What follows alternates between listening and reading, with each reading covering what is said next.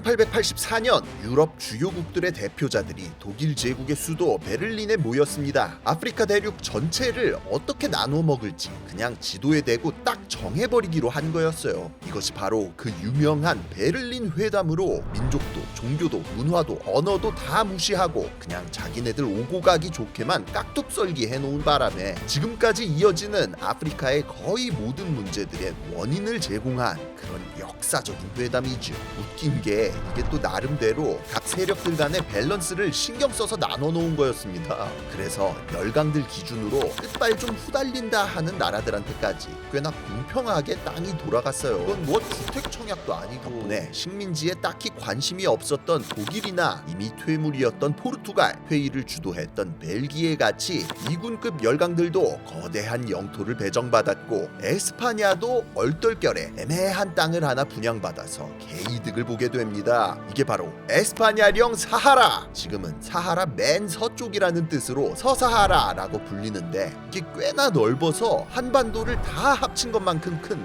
광대한 땅입니다. 한물 가긴 했지만 나름대로 원조 열강인지라 땅 하나 먹고 떨어지라고 떼준 거였어요. 순도 100% 사막에다가 전략적 요충지도 아니라서 그때나 지금이나 존재감이 없는 바로 이곳 서사하라. 그런데 의외로 이곳이 지금은 공식적인 영토 분쟁 지역입니다. 오늘날까지도 유혈 사태와 독립운동이 일어나는 위험한 곳이에요. 그냥 넓기만 더럽게 넓은 이 사막 덩어리가 대체 왜 분쟁 지역으로 남아있는 걸까요? 서사하라 문제의 기원에 대해 한번 거슬러 올라가 보겠습니다.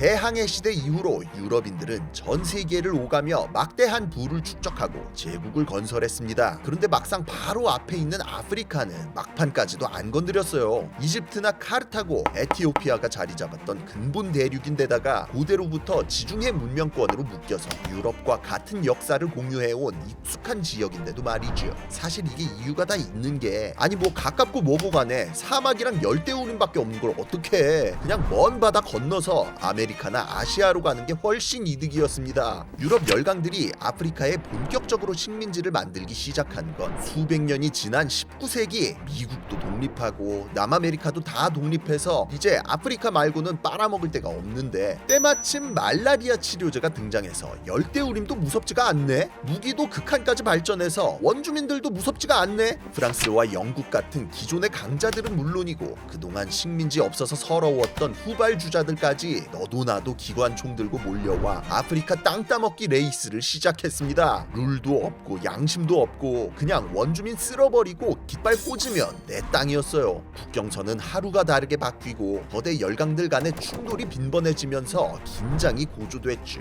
이러다 큰 전쟁 한번 일어날 수도 있는 상황. 교통정리 한번 하고 갑시다 라며 등장한 인물이 있었으니 벨기에의 국왕 레오폴드 2세였습니다. 그냥 아프리카 전체에다가 국경선을 미리 그어버리고 서로 싸우지 말자는 아이디어였어요. 이렇게 열린 게 바로 베를린 회담이었습니다. 아프리카는 이 조약을 기점으로 악명 높은 깍둑썰기를 당해 유럽 열강들에게 골고루 찢겨져 나갔어요. 그리고 에스파냐가 이때 생색내기용으로 하나 먹고 떨어진 게 여기 가나리아 제도 맞은편의 서사하라라는 황무지였던 거죠.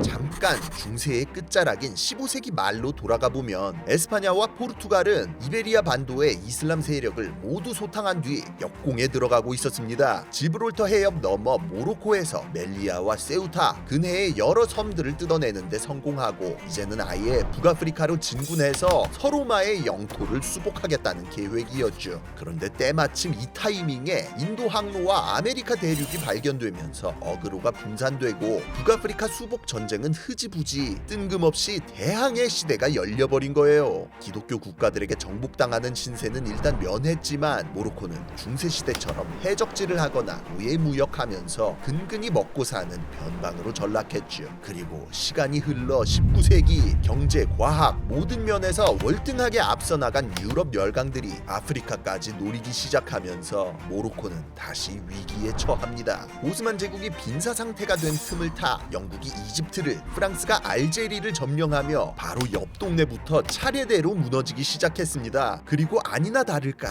아메리카 식민지를 모두 잃은 에스파냐 등판! 에스파냐는 베를린 회담을 통해 까나리아 제도 건너편의 서사하라를 차지하는 데 성공하고 남쪽과 북쪽에서 모로코를 완전히 포위해버렸죠. 서사하라는 이름 그대로 모래랑 자갈밖에 없는 황무지. 에스파냐의 진짜 목표는 천년의 원수 모로코였습니다. 1904년 에스파냐는 프랑스랑 짝짝꿍해서 모로코 전역을 나누어 먹기로 밀약을 맺고 기존에 가지고 있던 멜리아와 세우타를 확장, 다른 항구들까지 착실히 뜯어가며 밀고 들어왔어요. 모로코는 새롭게 떠오르는 열강이었던 독일 제국에게 도움의 손길을 뻗어보지만 영국까지 등판해서 견제를 때리는 바람에 흐지부지 돼버렸고, 그렇게 1912년 지브롤터 해협 근방은 에스파냐령 모로코로, 남부 지역은 에스파냐령 사하라의 일부로, 그리고 나머지 지역은 프랑스령 서아프리카로 흡수되면서 삼갈죽 당하게 되죠. 몇 년 안가 1차 세계대전이 일어나자 베르베르족들의 반란이 일어났지만 에스파냐와 프랑스의 상대가 될 수는 없었고 식민 지배는 오히려 더 확고해졌습니다. 그리고 이때 반란을 진압하며 전공을 세운 프란시스코 프랑코 장군은 아프리카 군단의 실권을 장악하고 훗날 에스파냐 본토의 권력을 노리게 되죠.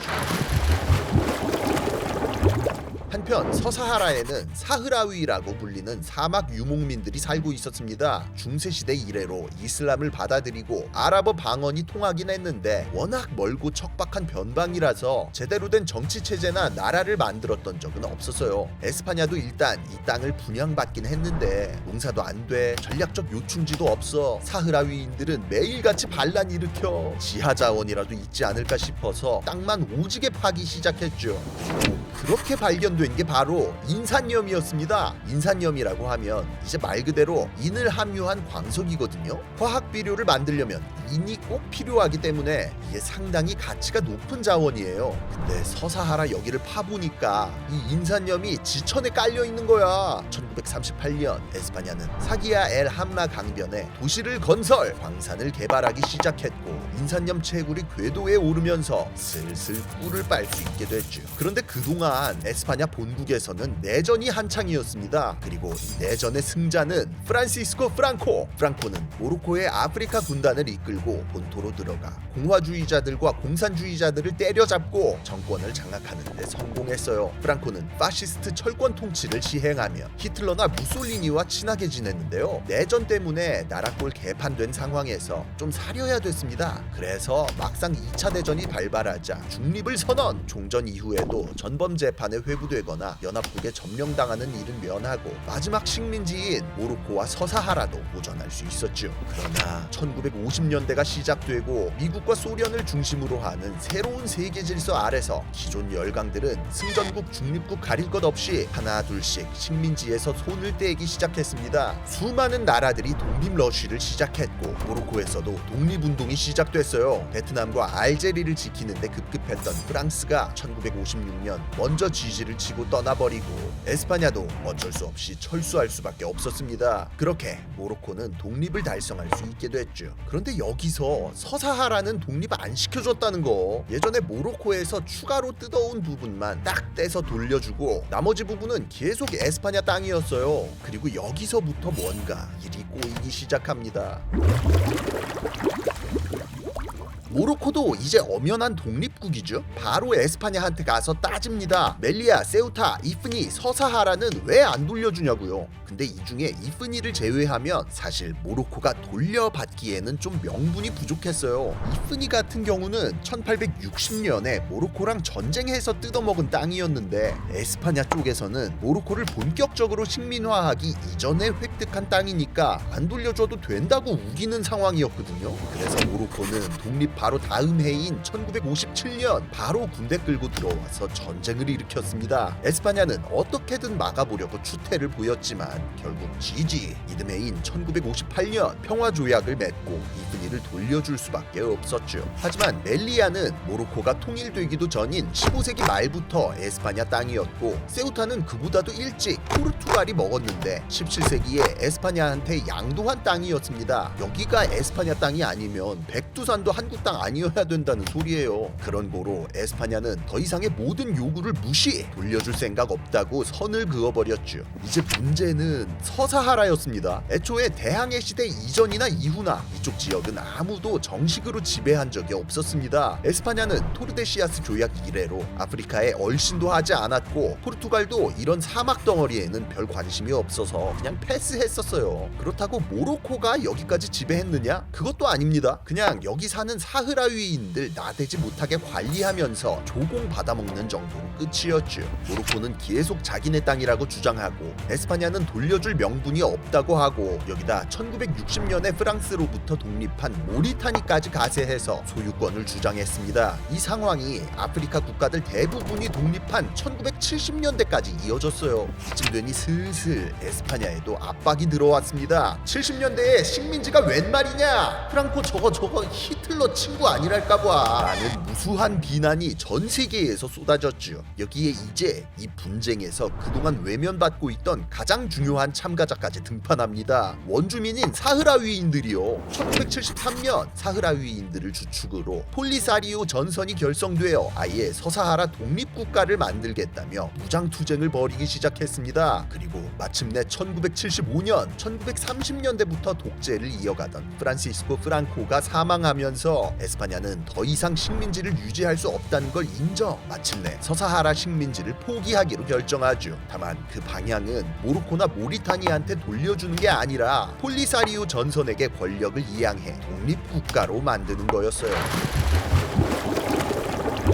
결국 같은 해 11월 모로코는 필살기를 시전합니다. 이른바 녹색 행군. 모로코 국민 무려 35만 명을 조직적으로 모집하여 서사하라 국경 너머로 어택당 찍은 거예요. 심지어 이 사람들은 군인도 아니고 뭐 아무것도 아니었습니다. 그냥 민간인들한테 가방 메고 가서 거기에 눌러 앉아 살라는 거였죠. 전쟁도 아니고 그냥 민간인들이 넘어오는 건데 뭐 무력으로 막을 수도 없는 상황이었습니다. 모로코 국왕 하산 2세까지 직접 국경을 넘어와서 버프를 걸어주고 있었어요. 심지어 이렇게 밀려들어오는 인구가 서사하라 전체 인구보다도 많았죠. 에스파냐는 결국 지지를 치고 마드리드에서 협정을 체결. 서사하라 북쪽 3분의 2는 모로코에게, 남쪽 3분의 1은 모리타니에게 양도하기로 결정하고 서사하라에서 완전히 철수를 시작했습니다. 제국주의의 잔재가 완전히 사라지고 모로코의 한판승으로 끝나는 듯 보였죠. 하지만 원주민들은 닥쳤던 개 됐죠. 사흐라위인들이 극대노했습니다. 무장투쟁까지 하며 독립운동해서 나라 세우기 일보 직전이었는데 주인만 바뀐 거잖아요. 에스파냐의 지배와 마찬가지로 모로코의 지배도 모리타니의 지배도 원치 않았던 사흐라위인들은 폴리사리오 전선을 중심으로 1976년 자체적으로 사하라 아랍 민주공화국의 건국을 선포하고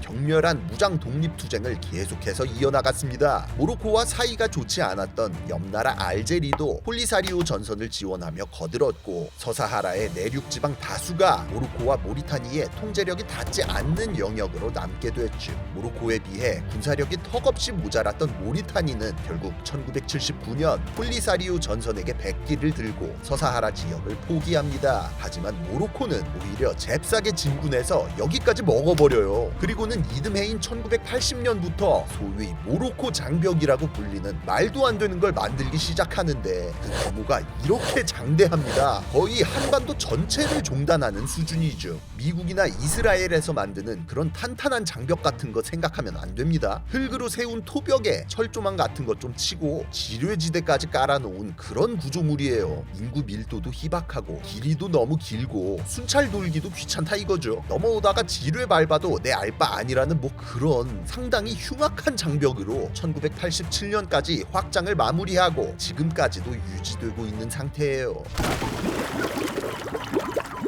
장벽 건설 이후인 1991년 모로코와 폴리사리오 전선 사이에 휴전 협정이 체결되면서 직접적인 무력 충돌은 잦아들게 됩니다. 그러나 자유지구라고 불리는 장벽 동쪽에 살던 서사하라인들은 정상적인 경제 활동을 할 수 없어 이웃나라에서 난민으로 살아야 하는 처지가 됐고 서사하라 정부도 사실상 알제리에서 활동하며 망명 정부나 마찬가지가 돼버렸죠. 일부 국가들이 서사하라를 정식 국가로 인정하고 유엔이나 아프리카 연 연합에서도 서사하라 편을 들어주고는 있지만 세계 1위의 인산염 매장지라는 타이틀을 빼면 대부분의 나라가 관심이 없고, 특히나 미국과 모로코가 굉장히 친하기 때문에 여전히 간헐적으로 일어나는 테러나 시위도 크게 알려지지 않고 있어요. 서사하라 문제는 물론이고 일전에 다루었던 비르타윌이나 소말리아 영상에서처럼 아프리카에는 현재 진행형인 국경 문제, 민족 문제가 너무나도 많고 다뤄야 할 주제도 많은데요. 이런 주제들이 언젠가는 다 과거형이 될 수 있었으면 좋겠다는 마음으로 영상 마무리하겠습니다. 지금까지 지식해적단의 키드였습니다. 감사합니다.